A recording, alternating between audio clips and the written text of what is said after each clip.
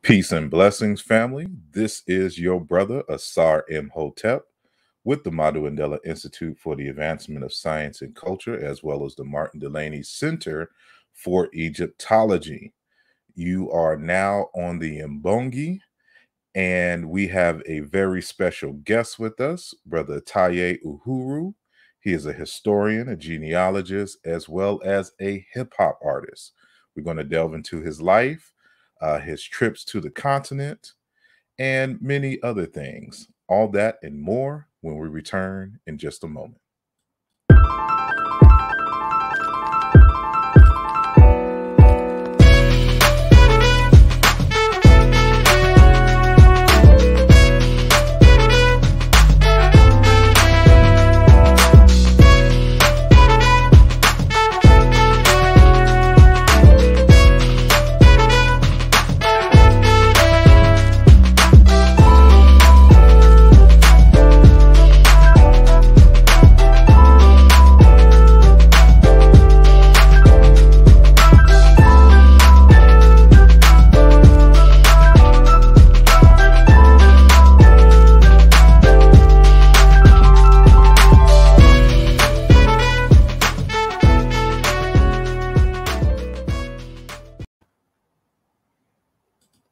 And welcome, welcome, welcome.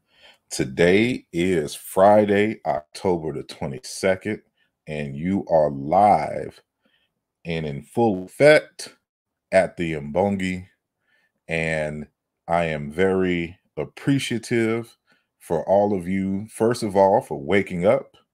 The ancestors and the Most High felt it necessary for you to take charge of this day, and for spending that precious time given by the Creator to join us and have a conversation with us concerning us and our future. And so I'd like to thank each and every one of y'all for joining live. And then, of course, those of you who will be catching the archives. A few announcements, some very, very special announcements. Before I bring our guest on. And first and foremost, if you have not gotten your copy already, shame on you. Y'all know I started my publishing company, and the first text published this year for the is Dr. Chilimalima Mukinge's Muntu wa Nzambi, Portrait of Human as God's Special Creation. And this is a very, very, very, very critical text in the synthesizing of African spiritual and cultural systems. And it is a much needed text for a little known ethnic group, or about a little known ethnic group called the Baluba people out in the Democratic Republic of Congo. And Dr. Mukinge is a Munuba, as we would say. And though it is Baluba people, it is actually in conversation with other African cultures, other Bantu cultures known as the Congo, Mongo, Yansi, Bashi, Hindu, as well as the Yoruba, Igbo, Gikuyu, and Zulu, Bambara, and Fulani traditions. And so you get a wealth of knowledge concerning these particular traditions. And so we've interviewed them twice on this channel, and you can go and check those interviews out and get insight about the book. But you can go to madhuandelapress.com and order a copy, or you can go to Amazon. And if you're overseas, I encourage you to go to Amazon. The shipping is cheaper. Amazon. And second on the list, this book comes out in November, on November the 6th. And this is the text, Chiluba Maweja Yoruba Orisha, an ancient Egyptian Ak, an exploratory etymological study by your boy, Asarimhotep. And so this is the first text under the imprint of the Martin Delaney Center. And so this one is, for the most part, a purely linguistic text, but I just can't leave it purely at linguistics. So there's some and anthropological aspects to this study, of course. And I don't even stop with the Chiluba or the Luba Maweja or Risha. I do an analysis on Osiris as well as the god Amen in the appendix. So I recently added that because it added some insight into some earlier analyses that were done in the text. So, it's powerful and it's thin. So it's not like my Aluja book where it's going to take you 3 years to finish reading them. So this is only about 115 pages, but it's still chock full of powerful information. And the reason why I chose the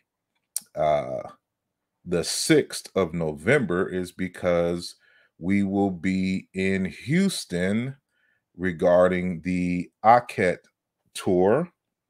Well, two things, not the Aket tour, the Hoppy film. So y'all know that I was I had a brief cameo, I should say, in the film Hoppy. It is a film on, economics as the basis of the development of civilization, Hoppy being the name of the Nile River. And it has a very distinguished and powerful cast. And many of those who are in the film will be taking part in a tour. So Brother Taki, who is the executive producer of the Hoppy film, he also does tours to Egypt and has been doing it for basically 20 years now.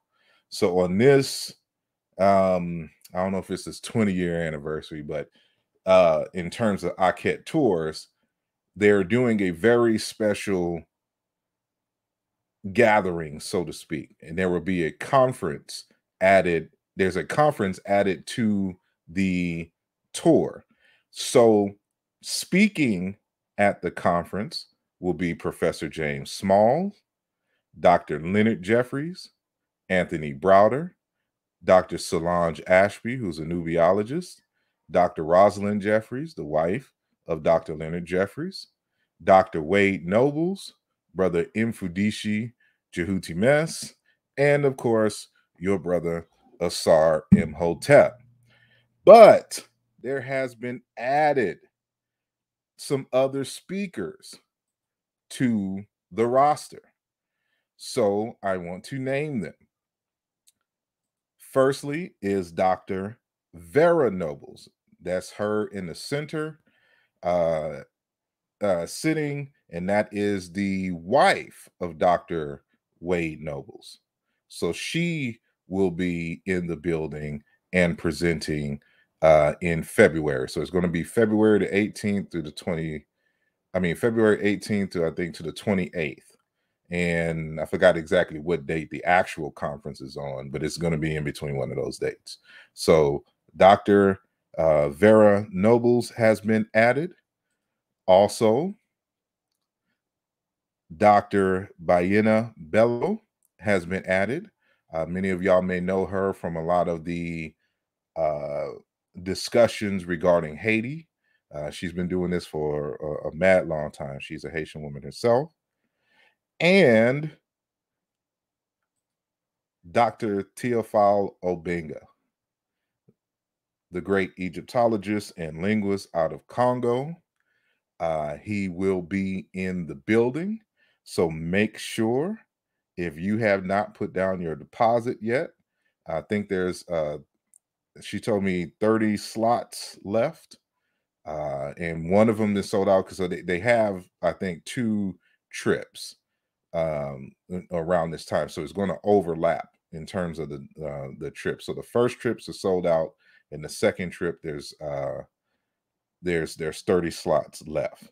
So again, Dr. Vera Nobles, Dr. Bayena Bello, and Dr. Teofalo Benga will be in the building uh, or in Egypt. Well, there's a building in Egypt. Y'all get what I'm saying. Uh, in February of 2022.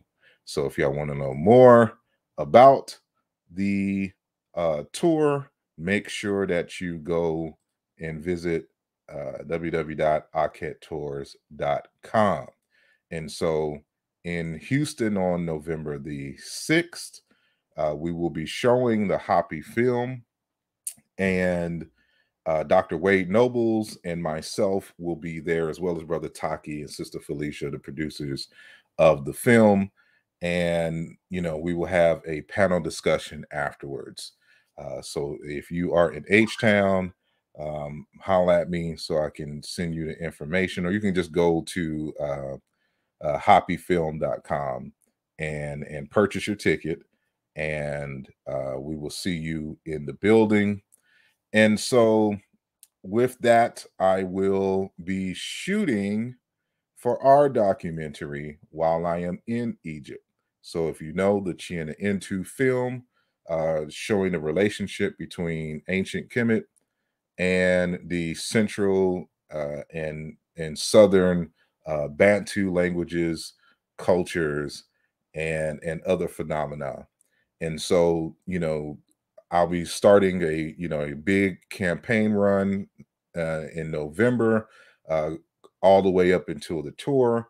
But you can help now by donations, or you can join the Patreon and support that way. And so we'll have different ways in which you can support.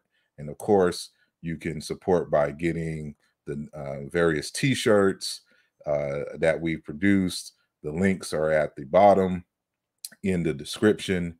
And so, uh, I think that is all for the announcements at this time. So it's a lot going on, and there's more. There's going to be a big conference that I'm gonna be a part of in February. Matter of fact, the same week as the beginning of the tour. Is going to be from I think the 15th through the 17th, and it's going to have a number of scholars in Africa. I'm part of that panel, and we will be connecting ancient Egypt and West Africa, and that's the whole focus, of uh, the whole focus of the conference. So, a teaser flyer's already been sent out, but as we have more details, I'll make sure that I send that out to you now.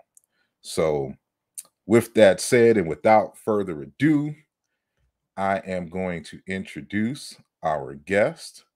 So, as I stated earlier, our guest is Brother Taye Uhuru, who is a historian, a genealogist. He also has his own podcast and is an independent hip hop artist. Uh, the author has visited over 45 states and 60 countries. He has recorded and performed with musicians in the Netherlands, South Africa, Senegal, and several other countries. During his travels, he has studied abroad. In 2014, he studied in the Dominican Republic at the Universidad Iberoamericana, and while in the Dominican Republic, he studied Caribbean diseases, Dominican history, and culture.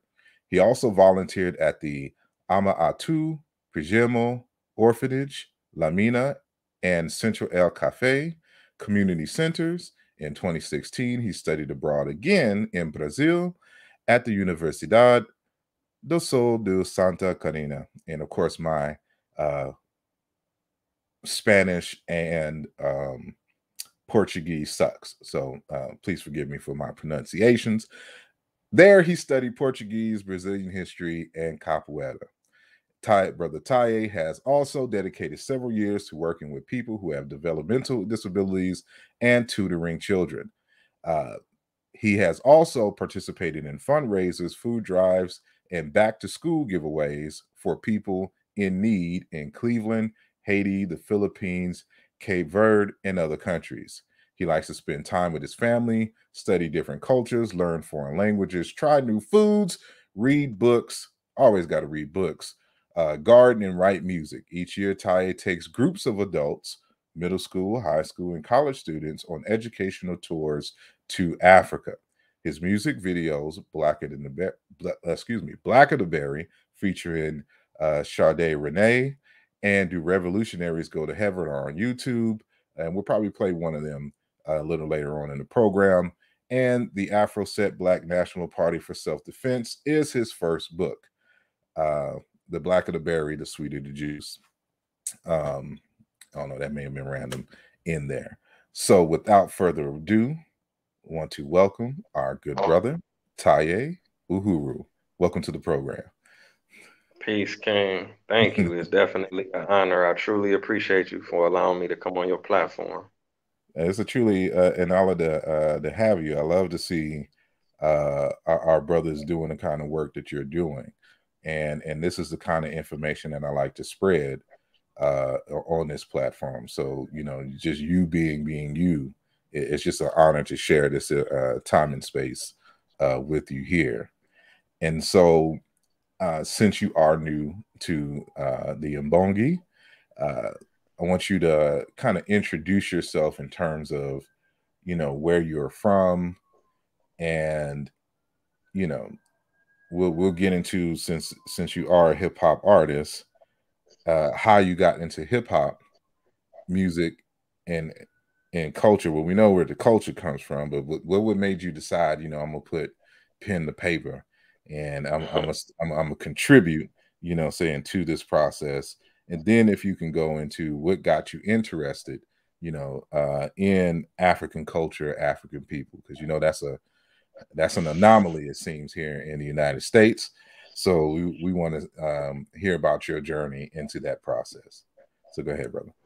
Oh yeah, most definitely. I'm from Cleveland, Ohio, born and raised. I always had admiration for Black history and Black people. When I was little, my grandmother, she used to tell me about her father, my great grandfather. Um, he was from Atlanta and he moved to Cleveland during the Great Migration. And he joined the UNIA and he became a follower of Marcus Garvey. So she would go to some of the meetings and the parades, and she pretty much told me that he said that we were Africans and we should go back to Africa.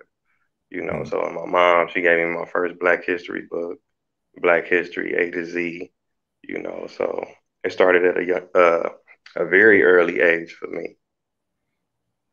Mm. All right. So you basically kind of grew up with the sense of your connection, to Africa. So it wasn't necessarily a hard sell, so to speak, in terms of being African. And so, Um, you know, I'm sorry, you about to say something? Oh no, no, yeah, most definitely. My mom's side of the family, it kind of runs in the family. Like some people, families run track, some people Yeah. family box, some people family play sports.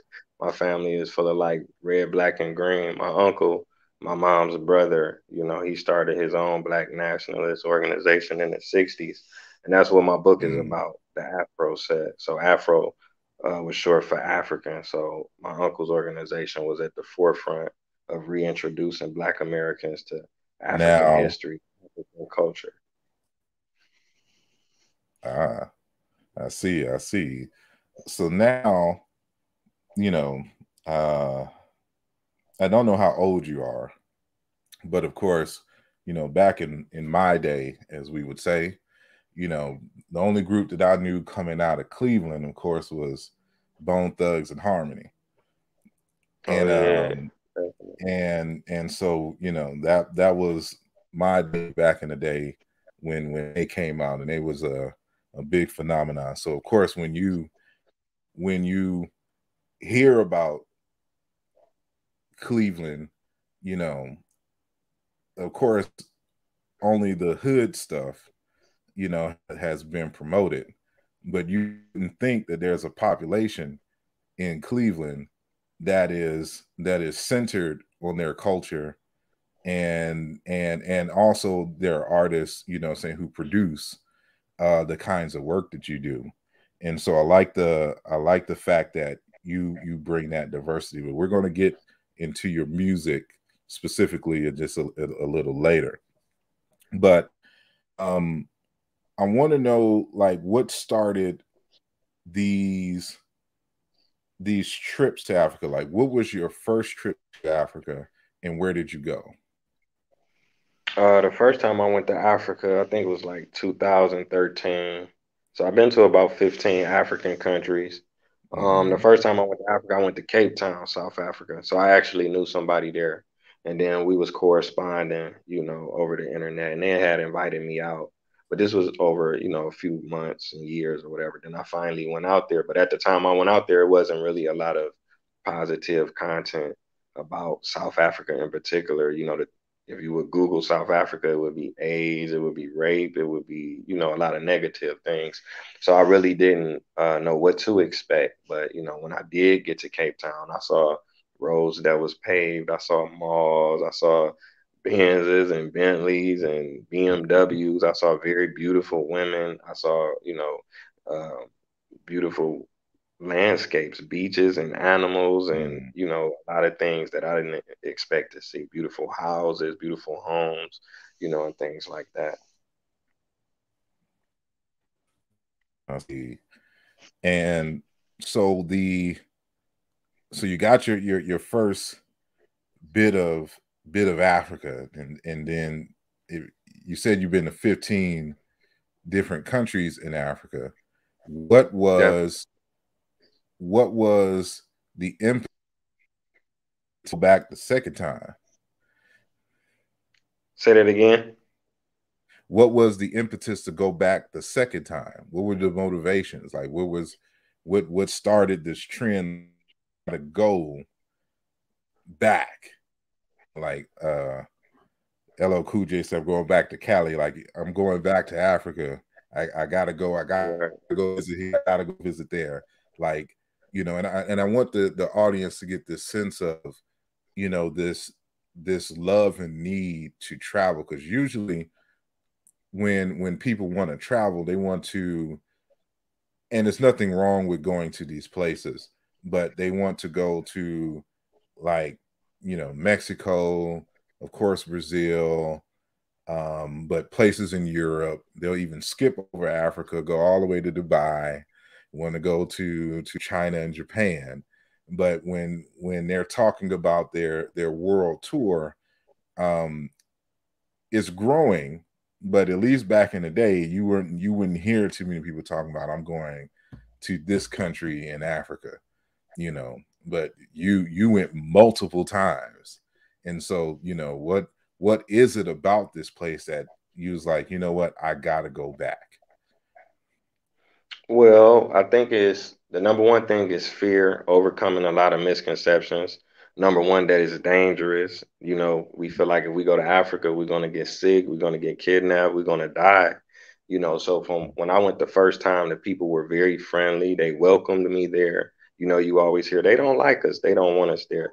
So my actual experience was totally opposite of that. And it opened Mhm. up the door for me to want to see more African countries and do more research and want to live in Africa. So I actually had a chance to live in South Africa. I spent a year in South Africa. I've been to South Africa maybe 5 or 6 times. I'm in Africa right now. I'm on the west side. I'm in Cabo Verde. So, the more research I was doing, outside of like historical research, I mean, just looking up statistics as far as which countries are more peaceful. There are dozens of African countries that are far more peaceful than the United States, far more peaceful than places like Mexico or Dominican Republic or Thailand, a lot of the places that we like to frequent. A place like Ghana is 2, 3 times safer than the United States. Lower crime rate, lower gun violence, less mass shootings, things like that. And definitely the lack of racism, the oppression that you face daily as a black person living in the United States. So it feels good to ride on the airplane and the flight attendants are black, the pilots are black, black owned airline. You get to the airport, it's named after somebody black. The taxi drivers are black. You go to the ATM, you take the money out, it's black people on the money. You riding down the street named after a black person. The mayor's black, the police is black, the fireman is black, the governor is black, the president is black. So this has, a very empowering effect on people, especially me. Indeed. And I don't want to go any further without giving a shout out to our good brother Kevin MC Chill Hurd, also out of Cleveland, Ohio, and a good friend of the show here and the whole online community. So I want to give a shout out to him as well. Oh yeah, Now, big shout out. all right. Um, so Africa, we get it. Now,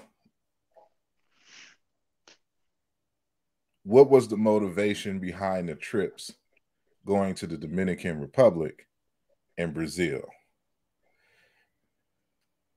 Okay, at that time I was in community college, so I was educating myself and I wanted to study abroad. So the programs that they had available, they were kind of limited to, places like maybe Spain or China Mm, or France, places that don't have a large or significant black population. So I mm, was learning the Spanish language at the time. So I attempted to look for places that had a large black population. So obviously the Dominican Republic is mostly black people. So I could practice my Spanish in person, you know what I'm saying, and take the taxis, order food at the restaurants, conversate with people, talk to girls, go shopping. I could practice these things amongst people that look exactly like me. So when I was in the Dominican Republic, most people thought I was a Dominican, unless I would mm, tell them otherwise. And they'd be like, "Oh, well, okay, your parents is from here," and it's the same in Africa. They'd be like, "Oh, you from mm. Ethiopia? No, your parents from here? No, I'm an American." So Yeah, that's why I chose, the DR. And then Brazil was the same thing. By me learning English and Spanish, Portuguese is an easy transition. So it was either Portugal or Brazil, or you know what I'm saying. yeah. I would go to Brazil for all the wrong reasons, uh, because of the sisters out there, but also because of the retentions of Congo culture, and of course capoeira, and in your bio it says that you uh, do capoeira as well. And so, how is that? Do you still work out with it, or um, how are you with the capoeira or the capuru, as we would say, kind of? It was a great experience. I only took it up for a semester at that time. Uh, I was really interested in it because, for the viewers who may not know, it was a martial art. It was a dance that they took from Africa, from Angola. So, I guess in mm, Brazil, they had the largest population of Africans. So they were able to retain a lot more culture. So, when they was enslaved, they would pretend like they was dancing when the mhm. whites wasn't around, and then when they were away, they would use these dance moves as defense mechanisms. So it's just something that I was very interested in and learning more about. But I haven't did it, since I was in Brazil. So. I see. Well, that's a reason to go back, just to learn that, and of course some Brazilian jiu-jitsu Oh yeah, from yeah, they got Gracie some family. phenomenal fighters. Yeah. All right. So we got Dr. Duarte Odara live from Brazil as we speak. Thank you for joining Peace, us, good King. brother. And so yeah, this is a worldwide program, and so you said that you're in Africa now, and I don't remember if you said your specific reason, but if not, what's going on now? Why are you out there now? Oh yeah, man. A couple reasons. I had a tour out here. It was a week, but I've been in Cabo Verde for about 3 months now. So I made some friends out here. I've been out here this is maybe my fourth time. So each time I come, I help out with they have an elementary school and a high school, and we do different Mm-hmm. things. Like I may donate school supplies, book bags, pencils, Mm-hmm. papers, donate money sometimes to help people get uniforms or even food, different things like that. Try to give back. Indeed, indeed. That's what's up. So, um, so there's a historical element to what you do, and so I want to know more about like what is your like research focus. We know that African cultures and histories are very very broad and very deep uh, series of topics and events. But what has sparked your interest more so than anything? What have you been concentrated on as far as your research? Yeah, definitely. It's two things. The number one thing is, as I mentioned earlier, the Afro set, the Black Power movement in Cleveland. So that's something that Mm-hmm. my family actually participated in. So I spent 10 years researching that project. I actually sat down with the elders in the community and interviewed Mm-hmm. them, interviewed my family. I actually did thorough research going to the funeral homes, going to the coroner's office, going to the archives, going to the news stations, going to the universities, going to the libraries, going to the law libraries, getting transcripts, um, requesting FBI files, freedom of information. So I got hundreds and thousands of files and pictures and old video footage and different things like Mm-hmm. that.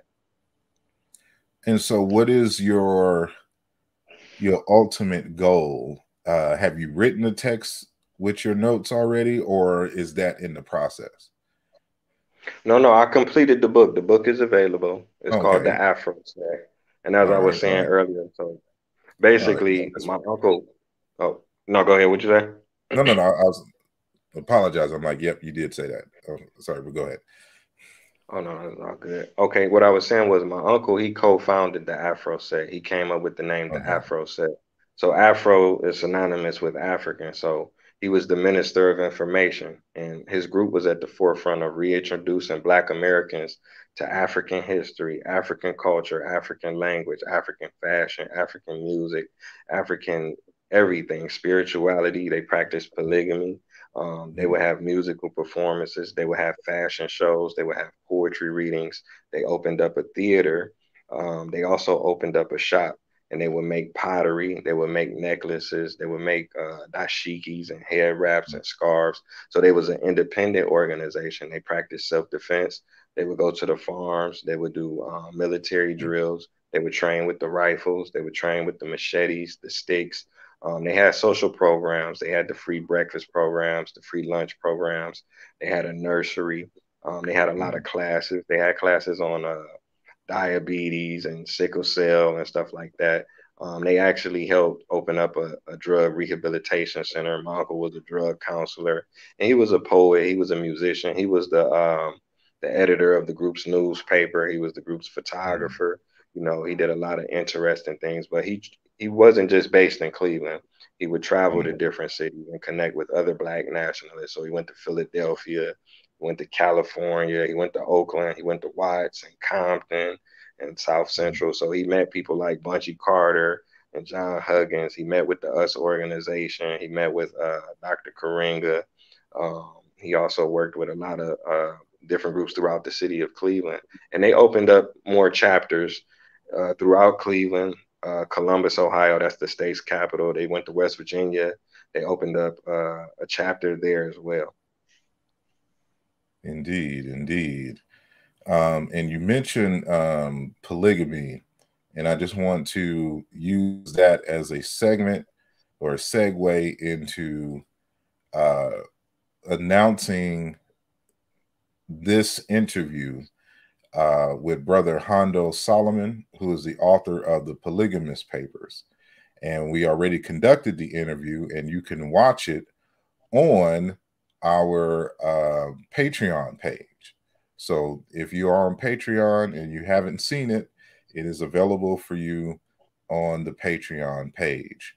So, it's a very insightful conversation, about polygamy, its history, purpose, benefits, um, controversies, and the whole nine. So make sure that y'all check that out, and I'll let everyone know when we'll show it to the public. So um, so that's a very interesting genealogy, uh, not only biologically but in terms of history and organizational connections. And and so we also mentioned genealogy, or you being a genealogist. And we've had a number of genealogists interviewed on this program. And one of the things that we always like to emphasize is, because of course I'm a historian and linguist, but I'm more focused in the more ancient times where you got to dig up out of the ground to get evidence and other information.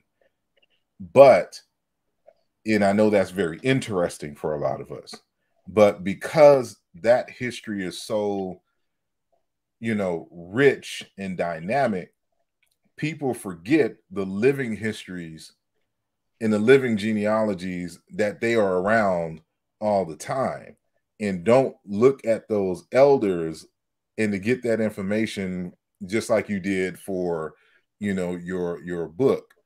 And so I want you to, in your own words, give us some insights on why genealogy is important, and why talking to those elders and recording their stories is important. What do we gain by talking to those elders in the community as well as those in our family? Man, definitely a sense of empowerment, man. It does something to your self-esteem and your self-confidence. I mean, your history, your genealogy, your family's experiences is very important. It's like your GPS. If you're trying to get to somebody's house and you got a GPS, they're gonna ask you where you coming from. If you can't tell them where you coming from, it's gonna be a lot more difficult for them to guide you to where you're trying to get to. You can still get there, but if you Hmm. have that information, like I actually do research for people. So, for example, I help people find their family's history from the 1900s, the 1800s, the 1700s. So I Hmm. find documents like slave schedules, birth certificates, death certificates, marriage licenses, military draft cards, different things like this. And they can learn information by these little pieces of documentation. They can find out how long their family members lived, what type of work did they do, did they own land? Could they read or write? How did they die? Did they have other children? Did they have other wives? A lot of different things that helps make a person complete. You know what I'm saying? So your genealogy, your own personal family history is very, very important. So you'll know what your people went through. Like with my family, if I didn't know about, if my mom didn't tell me about her brother and my grandmother didn't tell me about her father, I would be a completely different person. I would look at Africans and Black history totally differently. Hmm. Interesting. And speaking of interesting, what, as a result of your research, either for yourself or for other people, what has been some of the most interesting finds that you can recall regarding what you discovered as a result of going through those records? What I mean, shocked you most? you find some good stuff and some bad stuff. So, like I Mhm. say, I'm more proud of my mom's side of the family because they was revolutionary. So that's what I'm Mhm. into. So I got information about my uncle being in shootouts and standing up against the police and building all of these things in the communities. But on my dad's side, it was more like hustling and criminal activity. Like my dad's Mhm. grandfather was a bootlegger. He was a gambler. I found old newspaper articles talking about the things that he was doing in the streets and working with people and doing Mhm. different things. People getting stabbed up and him being involved in the middle of it.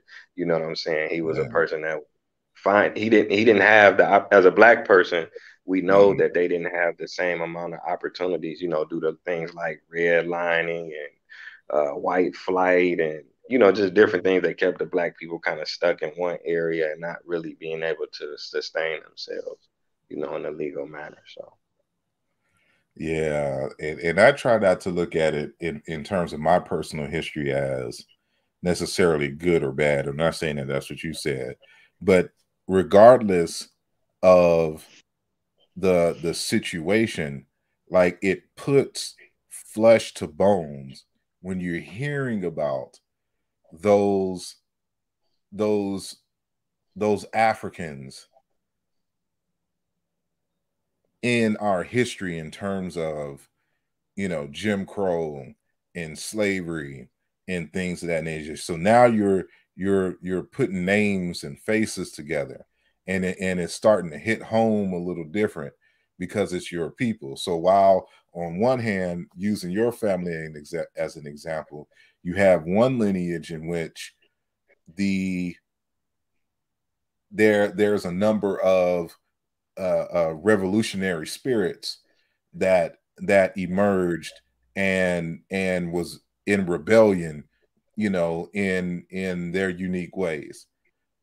But on the other end, there was still a sense of rebellion, but they just didn't have the opportunity to and the information to channel that rebellion in a way that would benefit the family and the people overall anyway. And it lets it puts into perspective, front and center, the nature of the brutality and the economic disadvantages as a result of the redlinings and not giving you know Africans, job opportunities, the taking away of housing finances and what that does to people.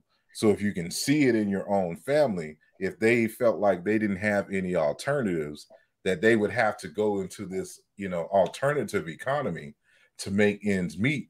And then the dangers that come with that, that is still, in my eyes, very valuable information, because it allows, if you are a nation builder, to see the effects of certain policies that you put in place. So if we're designing our nation to be, you have to keep those things in mind. What do we have to put in place? What do we have to have so we don't repeat this in our families? And I think this is one of the underlying benefits of looking at our history and just seeing it for what it is and looking at it more objectively and more broadly, so that we can utilize that information for our nation building, for our grandchildren's grandchildren, and knowing the effects of the type of mentality that created these circumstances in the first place.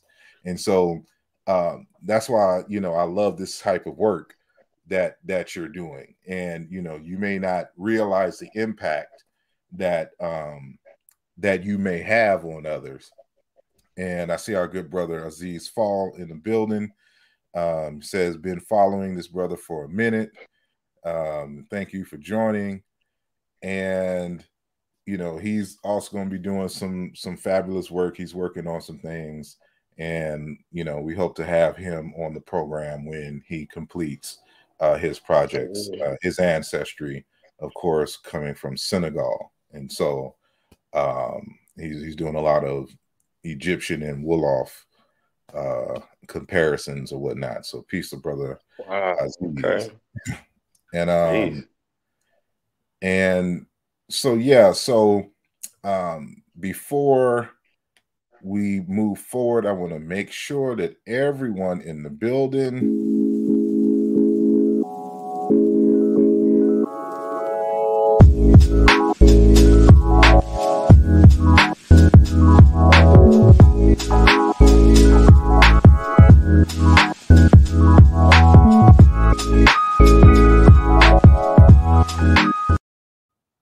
That's right. Hit the like button and subscribe to the channel if you have not subscribed to the channel, so that you can be the first to know when I have amazing guests like our good brother Taye Uhuru and others on the program.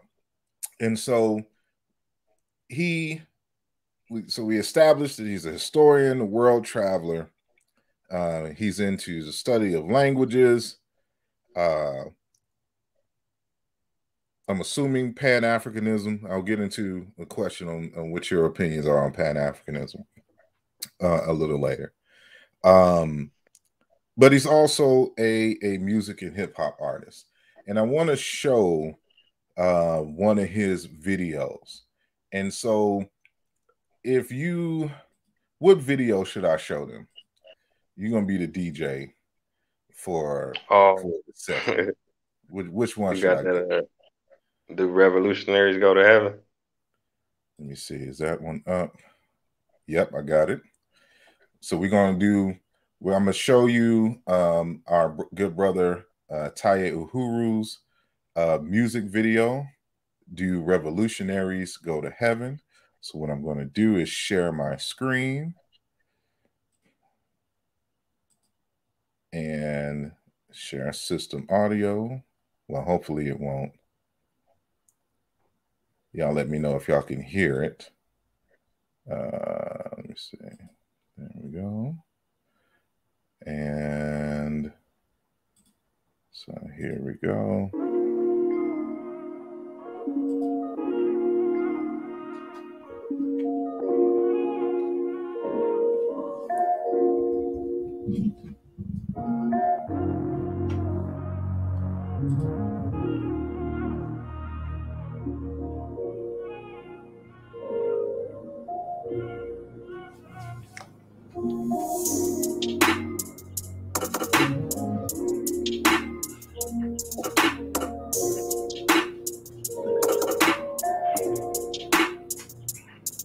Dear God, I got one question. I need to know, do revolutionaries go to heaven? And if so, may their legacies last forever and their seeds grow. Tell them that we love them so and never let them die slow. It's like we cursed to be born black.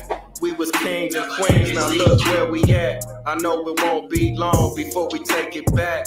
I just hope I live long enough to see it happen. And that's a fact. 'Cause one thing when you pro-black, you might love your people, but they may not love you back. For more than 400 years, we've been under attack. We survived slavery and then they gave us crack.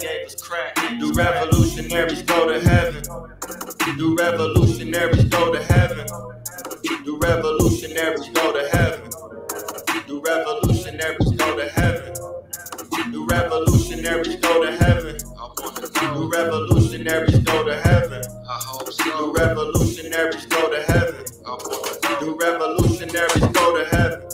My mind runs a million miles per hour. They can't stop me, they ain't got the power. If they put me in the ground, I still rise like a flower, higher than the Eiffel Tower. Ancestors give me power to devour each and every enemy and every girl. So Fred Hampton, Mark Clark, Martin Luther King, and Rosa Parks, Bob Marley, and Peter Tosh, and all the slaves who had to run away in the dark. You in my heart. This for the lost martyrs, the old Mama G's and Bunchy Carters, and all the comrades that's locked away on false charges, and all the soldiers that fought regardless, and those who died in the freedom rides and long marches. Do revolutionaries go to heaven? Do revolutionaries go to heaven? Do revolutionaries go to heaven? Do revolutionaries go to heaven? Do revolutionaries go to heaven? Do revolutionaries go to heaven? Do revolutionaries go to heaven? Do revolutionaries go to heaven?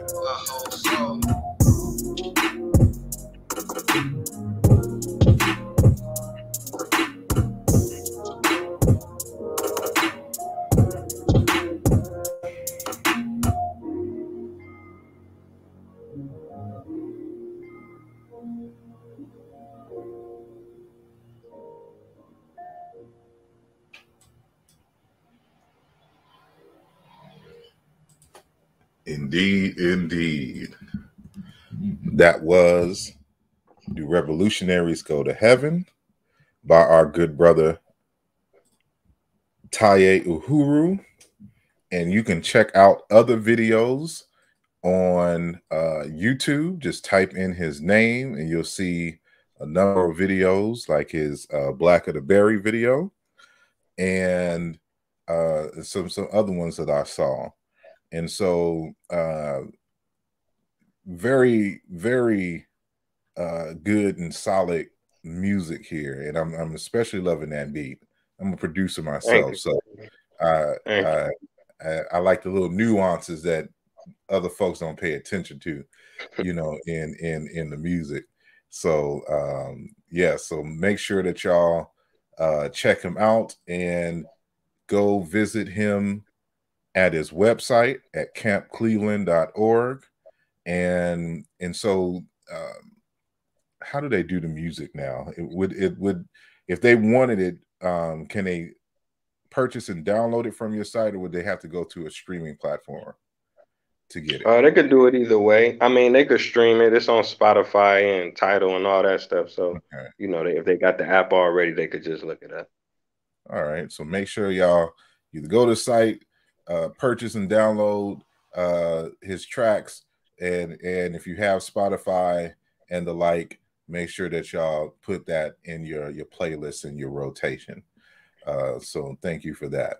So now I want to kind of get on more so like your politics in terms of, and so we've already established this very political genealogy and revolutionary spirit.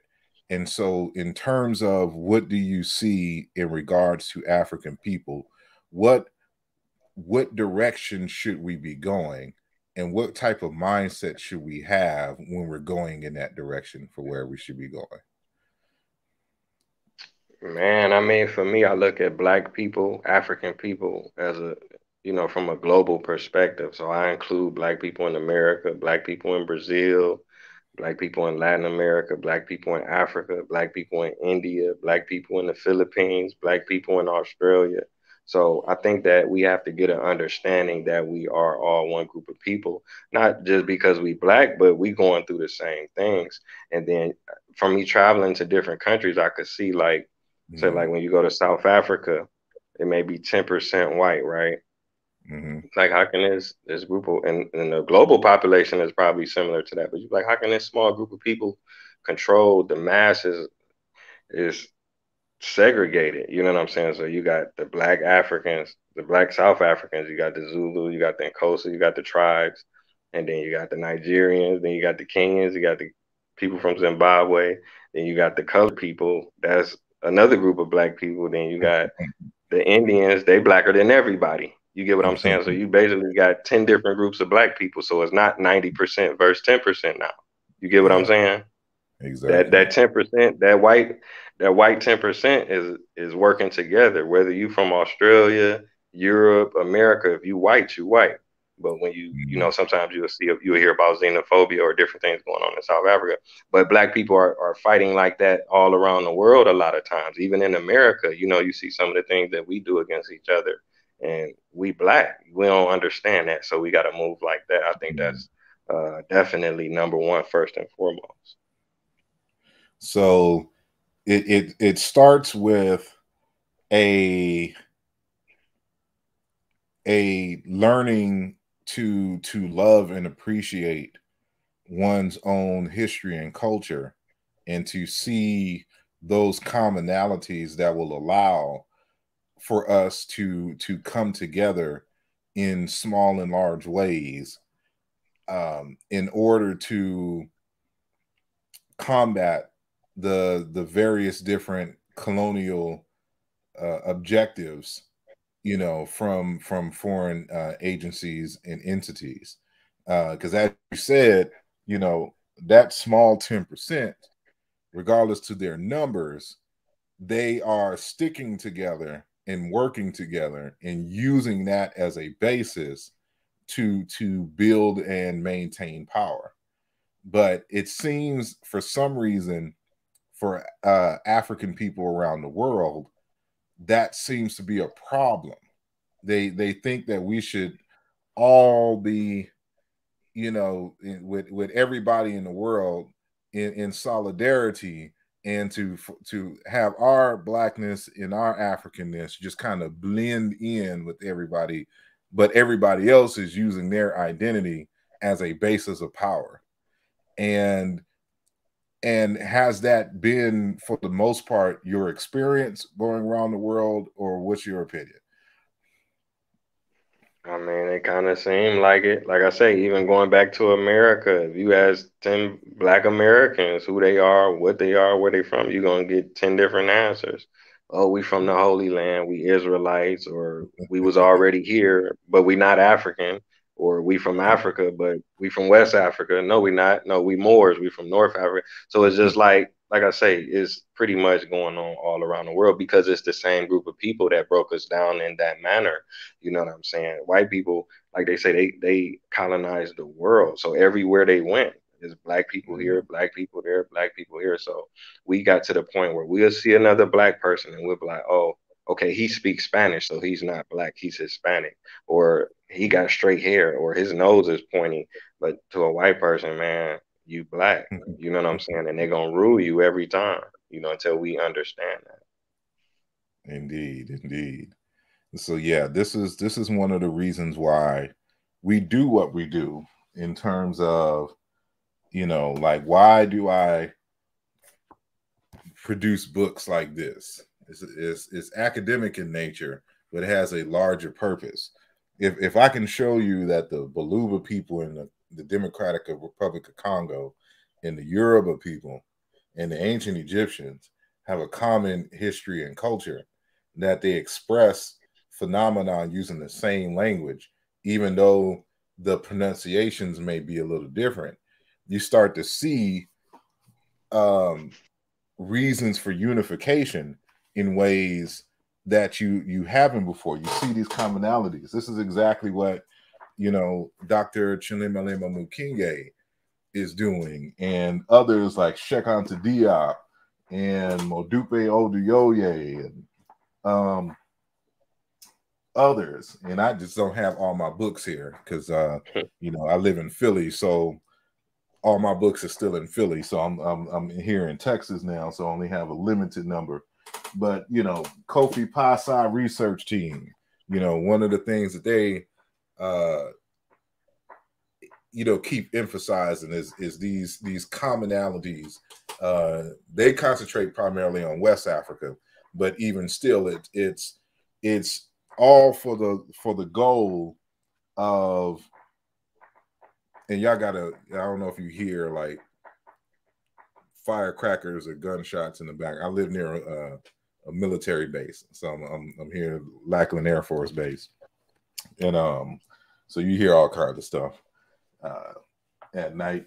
But the point being that these types of works are to establish this sense of commonality, so that when you see those straight-haired Africans, or those Africans who are speaking Portuguese, or Spanish or French, that you're not seeing for them, that's a kind of a surface difference, but there's a deep underlying structure that unites, this group. And so this is the kind of the basis for Pan-Africanism unto itself, is that, if we work together and we pull together our resources, we can fight colonialism better than if we was trying to do these as lone rangers in our individual respective places, so that everywhere we go, you have a network,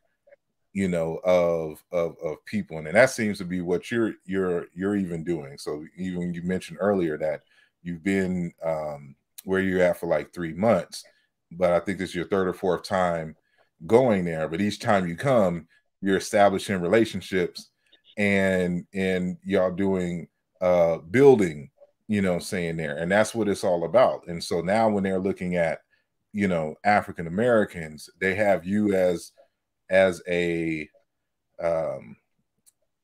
model, as a representative of, a lot of us over here, in the United States. And I think that is a good thing. And so I pulled up a number of books, and I always like to ask, what are you reading? Who are some of your favorite authors? Like, if you are sitting here with about 20 or 30 young folks, and they're asking you the question, what books should I get? What are some of the top books that they just have to read before they leave this earth, to complete their mission in life? Man, that's a good question. I mean, I would start with Garvey, man. If you could get an understanding of what he was trying to do, he wrote so many papers. So I would say if you could understand Marcus Garvey, that'd be concrete. You know, he got the philosophies and the opinions, the selected writings and speeches of Marcus Garvey. I'm trying to think of the other one. I can't think of it, but he got a lot of books. So whatever you can get a hold of would be good if you start with Marcus Garvey. And then I think, what is that? The Destruction of the Black Civilization. Is that Chancellor Williams? That would be a good one to read, so you can understand what happened to Africa, because a lot of us, Black Americans, we really don't know what happened. You know what I'm saying? In terms of the fall of Africa and everything in between up until now. So that's like to catch you up on that history. Definitely Malcolm X, you know what I'm saying? So you get that self-empowerment to understand is power in being Black. You come from a special group of people, the first scientists, the first mathematicians, the first martial artists, the first musicians, the first linguists, the first historians, the first doctors, the first kings, the first queens, the first astrologists, and not only the first, but the best musicians, the best dancers, the fastest people, the best fighters. You know what I'm saying? So those are definitely three books I think you should definitely look into. And of course, our Bible here at the Mbongi is Dr. Amos Wilson's Blueprint for Black Power. Oh And, yeah. like I can't, any opportunity I have to recommend that book. And yes, it's a thick book. And so what? And you read it, digest it, live it. And also check out the text from the University of Kemet Press. And so they're taking the scholarship to a new level and direction in terms of practicalizing it and putting together a series of texts to bring us to the next stage, to actually kind of organize in a very real and practical way. And so, there's a number that they've, within the last 5 years, I think they've released 30 texts, 30 or more texts. And so, but they've been researching for that long as well. So it's just, it seems like a lot of the texts are, kind of coming fast, but it's been a long process. So I recommend you look up, the University of Kemet Press and those texts. And so, before we go, I just want to make sure that everyone, again, can find the contact information for our good brother. So make sure that you visit campcleveland.org to learn more about our guest, and, to purchase his books, get his music, and to see what, probably where he's going to be next. He probably just may disappear in Malawi or something. We don't know where he will be next. And then, of course, on all social media, your Instagrams, your Twitters, etc., Facebook, you just look him up at, Taye Uhuru, and he should come up. And so, do you have any final words, for us, something that you want to, inform that we didn't get a chance to get into? Yeah. I think we pretty much covered everything. I want to thank you again. I truly appreciate you for the opportunity. It's definitely an honor. I would encourage the viewers to, take advantage of the internet, connect with your brothers and sisters around the world. You can reach out to your brothers in Brazil. You got translators. You can reach out to your brothers and sisters in Africa and Europe and Asia and Australia, and, take advantage of it. You got a computer in your hand. Do your research. Don't be afraid to visit Africa. You know, like I said earlier, they do a global peace index every year, so you can see which countries are the most dangerous or which countries are the safest. The United States Department of State, they keep count every year. If an American goes to another country and they die, they have to keep a record of it. You can look these things up. Look how many Americans go to Mexico and don't come back. Look how many Americans go to Dominican Republic and don't come back, or go to Thailand and come back, and then compare that to Ghana, compare that to Senegal, compare that to Botswana, compare that to Madagascar, and you'll see the numbers are zero or one or something low in comparison to dozens or hundreds of people. You know, Africa has dozens of safe countries where you can live and have a peaceful life. And you don't have to deal with a lot, not only the racism, but a lot of the moral ills, the things that we see, the emasculation of black men wearing dresses on TV. They got it in the toys, they got it in the schools, they got it everywhere. So you don't have to live like that. You have a choice. Indeed, and we mentioned it, but I don't think we went into depth, and so I'll make this my final question. How do you still conduct the tours to Africa, and do you have any tours coming up? And if so, how can people be a part of that? What is all involved in your tours to Africa? Okay, the tours are flexible. They're all year round. You could do a payment plan. You could go any time of year. So each tour is different. Africa is the most diverse continent in the world, genetically, culturally, language, animals, minerals, landscapes.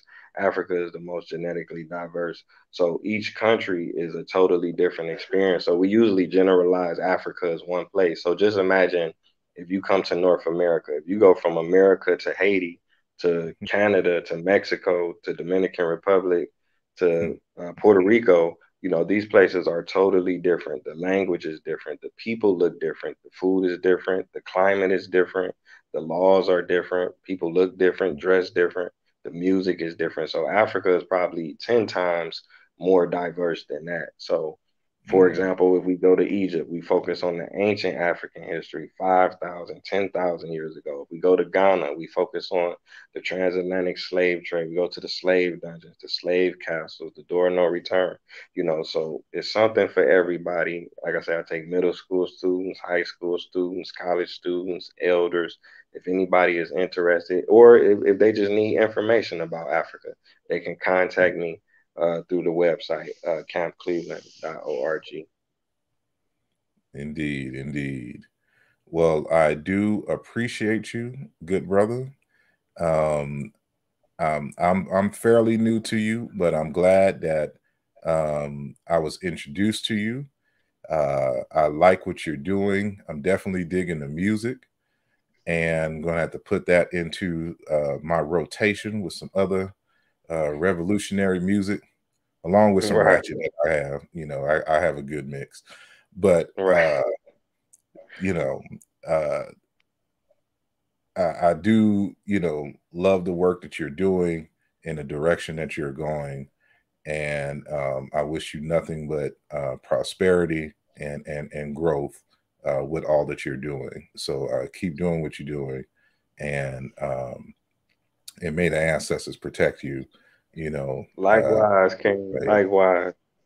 Indeed, indeed. Alrighty. Well, before we end the show, I just want to re-announce once again the Aket tour that's going to be in Egypt on February 18th through the 28th, I believe.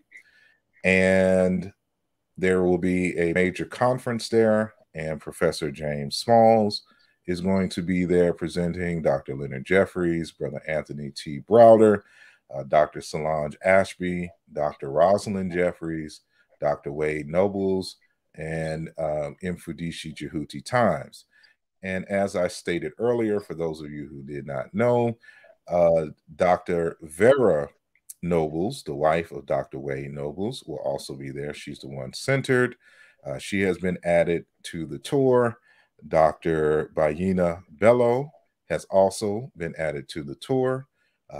You may know her and with her work on Haitian Revolution, Haitian culture, and the like. And Dr. Theophile Obinga has also been added to the tour. So it's going to be a big deal. And of course, your brother Asarimhotep will be there and will be presenting at this conference as well. And so, if you want to contribute, because we will be shooting parts of the documentary film China Into there as well. So we kill two birds with one stone. And so, again, more details will be coming soon, but you can do so in terms of support by, joining the Patreon page or donating to the Cash App, or we have a PayPal as well.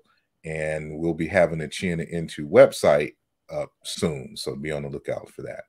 So with that said, again, make sure you hit up campcleveland.org and look up our guest at Taye Uhuru at your earliest convenience. And of course, my social media, and I need to add TikTok on there, even though I think I have one video there. So make sure y'all check that out. And so with that said, love and light, y'all be safe, and I will see y'all next week. Peace.